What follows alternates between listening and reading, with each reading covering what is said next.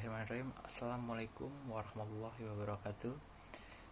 Perkenalkan, saya Odi Rinaldi Nafastio dengan NPM 2018 435000854. Di sini saya akan menerangkan atau menjabarkan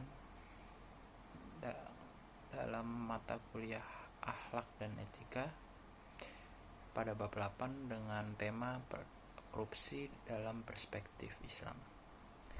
Ya, korupsi di Indonesia merupakan kejahatan yang sangat luar biasa dikarenakan dampak negatifnya dalam kehidupan masyarakat.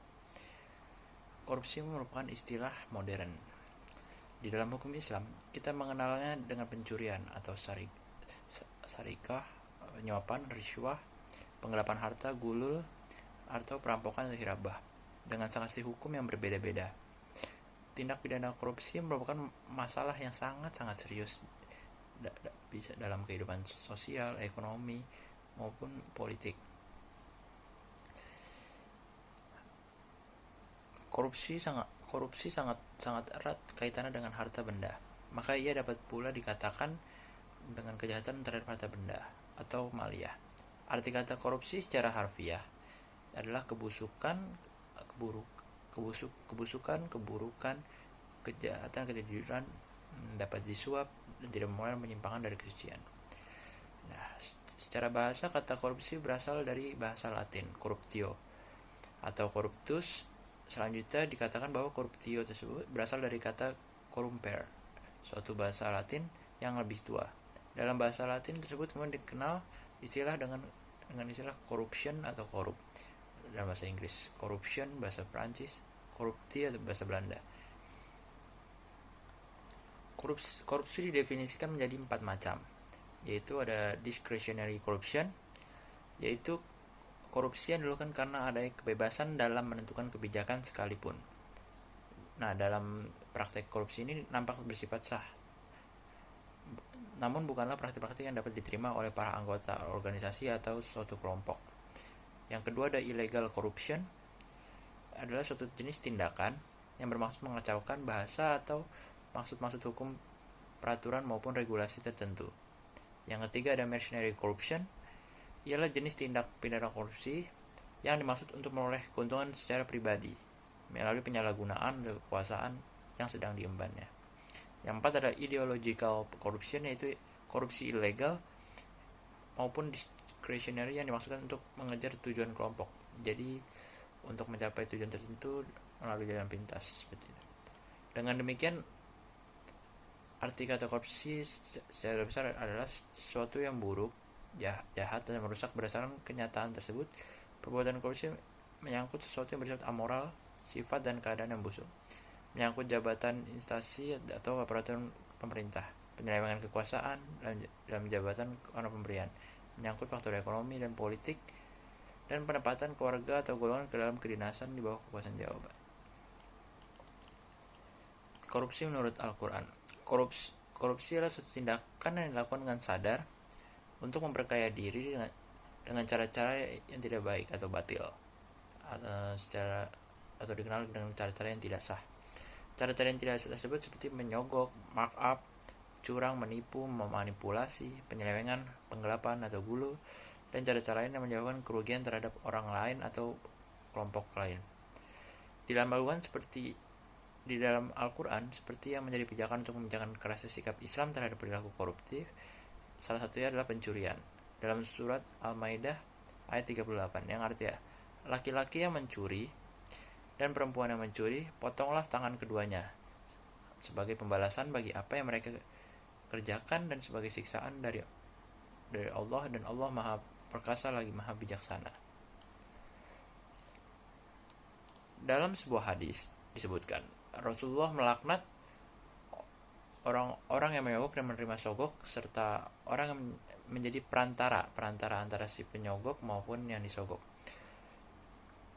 Hadis riwayat Ahmad 59. Al-Quran secara umum banyak menyalahi kaidah moral termasuk riswah, sebagaimana disebutkan dalam Quran surah Al-Baqarah ayat 188 yang artinya, dan janganlah sebahagian kamu memakan harta sebagian yang lain, di antara kamu dengan jalan yang batil, dan janganlah kamu membawa urusan harta itu kepada hakim, supaya kamu dapat memakan sebagian daripada harta benda orang lain itu dengan jalan berbuat dosa, padahal kamu mengetahuinya. Nah, kemudian ada sifat korupsi menurut Al-Quran. Yang pertama ada gulu atau penggelapan. Gulu adalah upaya untuk mencari keuntungan dan harta kekayaan dengan cara-cara yang curang, seperti menipu, mengelabui atau menggelapkan. Ayat-ayat yang mencela sifat-sifat gulu ini ada pada Quran surah Ali Imran ayat 161 yang arti barang siapa yang berkhianat dalam urusan rampasan perang itu, maka pada hari kiamat ia ia akan datang membawa apa yang dikhianatinya itu. Kemudian tiap-tiap diri akan diberi pembalasan tentang apa yang ia kerjakan dengan pembalasan setimpal, sedang mereka tidak dianiaya. Yang kedua adalah amulah atau komisi. Amulah ialah pemberian komisi berupa kekayaan atau keuntungan yang diperoleh melalui hasil balas jasa transaksi antara suatu kelompok. Nah, di sini ada contohnya dalam surat Al-Baqarah ayat 42 yang artinya janganlah kamu campur adukan antara hak dan batil, dan janganlah kamu sembunyikan yang hak itu sedang kamu mengetahuinya. Yang ketiga ada markup, yaitu menaikkan biaya di luar anggaran sesungguhnya. Jadi menaikkan untuk keuntungan pribadi, untuk kepentingan pribadi maupun kelompok tersebut. Yang keempat ada gas atau merampas. Dalam kitab-kitab fikih, gas biasanya diartikan dengan upaya untuk menguasai atau mengambil alih hak orang lain secara terbuka tanpa izin dari pemiliknya, itu disebut dengan paksaan dan atau kekerasan. Dasar gas ada pada Quran surah An-Nisa ayat 29 yang artinya, hai orang-orang beriman, janganlah kamu saling memakan harta sesamamu dan dengan jalan yang batil, kecuali dengan jalan perniagaan yang berlaku dengan suka sama suka di antara kamu, dan janganlah kamu membunuh dirimu, sungguhnya Allah Maha Penyayang kepadamu. Demikian pada surat Al-Baqarah ayat 108 nanti, dan janganlah sebagian kamu makan harta sebagian yang lain di antara kamu dengan jalan yang batil, dan kamu membawa urusan harta itu kepada hakim, supaya kamu dapat memakan sebagian dari harta benda orang lain dengan jalan berbuat dosa, padahal kamu mengetahuinya. Kemudian ada penjelasan atau pengertian dari gratifikasi menurut Islam. Gratifikasi yaitu suatu pemberian pada sebuah kerjasama atau kerjasama meloloskan sebuah proyek atau urusan kepentingan di luar kesepakatan awal yang telah ditetapkan. Dalam hukum Islam, gratifikasi merupakan istilah yang tidak dikenal. Hukum Islam hanya mengenal istilah hadiah atau pemberian. Pemberian ini di Islam dibedakan dengan beberapa macam. Di antaranya ada riswah, hadiah, hibah, dan sedekah. Kemudian adalah faktor terjadinya korupsi. Faktor penyebab korupsi dikelompokkan menjadi 3 kategori besar. Yang pertama adalah faktor ekonomi, politik, dan sosial budaya. Namun faktor ekonomi sering dianggap sebagai faktor utama dari terjadinya korupsi. Motif terjadinya korupsi. Nur Syam memberikan pandangan bahwa penyebab seseorang melakukan adalah ketergodaan akan dunia materi atau kekayaan yang tidak mampu ditahannya. Ketika dorongan untuk menjadi kaya tidak mampu ditahan, sementara akses ke arah kekayaan bisa diperoleh melalui cara berkorupsi, maka jadilah seorang akan melakukan korupsi. Kemudian ada faktor internal dan eksternal penyebab korupsi. Faktor internalnya merupakan faktor pendorong dari diri sendiri. Ada aspek perilaku individu, yaitu seperti sifat yang tamak dan rakus, moral yang kurang kuat, gaya hidup yang konsumtif. Kemudian adalah aspek sosial perilaku. Korupsi juga dapat terjadi karena dorongan keluarga. Kahum Behaviorist mengatakan bahwa lingkungan keluarga secara kuat mempengaruhi dorongan bagi seseorang atau kelompok yang mempunyai kewenangan untuk berpotensi untuk melakukan korupsi. Kemudian ada faktor eksternal atau yang disebabkan dari faktor luar dari diri sendiri. Ada aspek contohnya ada aspek sikap masyarakat yang terhadap korupsi.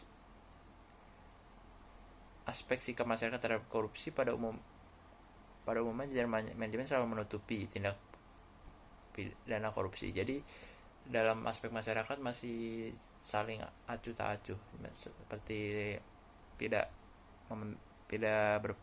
memikirkan bahwa tidak melaporkan bahwa seseorang itu telah melakukan korupsi. Namun dari aspek ekonomi adalah pendapatan yang tidak mencukupi kebutuhan. Dalam rentan kehidupan ada kemudian seorang melalui terdesak karena hal ekonomi. Ada aspek politis menurut Raharjo bahwa kontrol sosial adalah suatu proses yang dilakukan untuk mempengaruhi orang-orang agar bertingkah laku sesuai dengan harapan masyarakat. Kemudian ada aspek komunikasi, yaitu karena kurang ada keteladanan pemimpin. Jadi dalam suatu organisasi sebagai pemimpin harus memberikan contoh yang baik kepada anggotanya atau bawahannya dengan nilai-nilai yang baik atau menjauhi dari sifat korupsi. Tidak adanya kultur organisasi yang benar, kurang memadai sistem akuntabilitas. Kemudian adalah institusi pemerintahan umumnya pada satu sisi belum dirumuskan dengan jelas visi misi yang diembannya. Jadi untuk tujuan dari suatu institusi pemerintah masih belum jelas. Jadi banyak yang memanfaatkan peluang-peluang yang tersebut untuk melakukan korupsi. Pandangan Islam terhadap penyebab terjadi korupsi, baik sekali pendorong terjadi riswah. Pertama adalah daful iman atau lemahnya iman. Kedua ada mu'al muraqabatilah atau tidak merasa diawasi oleh Allah. Ketiga adalah tamak dan serakah. 4 malas berusaha. Kemudian adalah hilangnya sifat jujur dan amanat pada diri seseorang. Kemudian tipisnya kepedulian sosial terhadap sesama muslim atau sesama makhluk hidup. Kemudian ada lemahnya penegakan hukum di masyarakat. Dampak korupsi. Perbuatan tindak polisi merupakan pelanggaran terhadap hak-hak sosial dan hak-hak ekonomi masyarakat, sehingga tidak dapat digolongkan lagi seperti kejahatan biasa, tapi merupakan kejahatan yang luar biasa atau extraordinary crime. Pencegahan kejahatan korupsi. Di sini ada strategi untuk pencegahan kejahatan korupsi. Ada strategi preventif dengan cara memperkuat Dewan Perwakilan Rakyat atau lembaga-lembaga yang berwenang di bidangnya seperti KPK. Kemudian memperkuat Mahkamah Agung dan jajaran peradilan di bawahnya.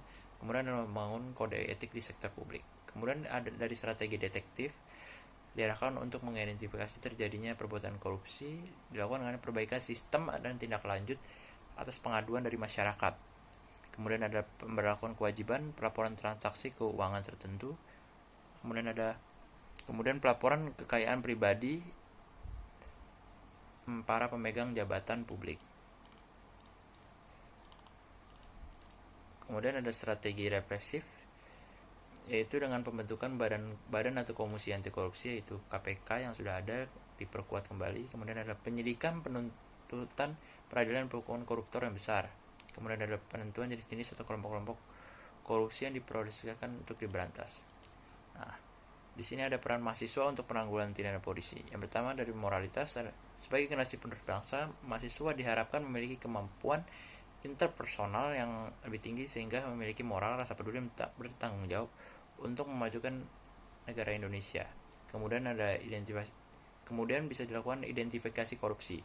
Mahasiswa fakultas tertentu, khususnya ada fakultas ekonomi dan hukum, memiliki kemampuan mengidentifikasi dan menganalisa suatu tipikor lebih baik daripada masyarakat pada umumnya. Kemudian adalah pelaporan. Nah, dalam bidangnya mahasiswa dapat melaporkan setelah mengidentifikasi ada tindak pidana korupsi. Kemudian ada peran mahasiswa di kampus, yaitu dapat berperan secara optimal dalam pemberantasan korupsi adalah pembenahan terhadap diri dan melalui diri sendiri terlebih dahulu. Dengan kata lain, mahasiswa harus mendemonstrasikan bahwa diri dan kampusnya harus bersih dan jauh dari perbuatan korupsi. Ini dimulai dari kita awal masuk kampus, yaitu dengan cara-cara yang baik dan jujur. Terima kasih. Sekian penjelasan dari saya. Kurang lebihnya mohon maaf. Wabillahi taufiq wal hidayah. Wassalamualaikum warahmatullahi wabarakatuh.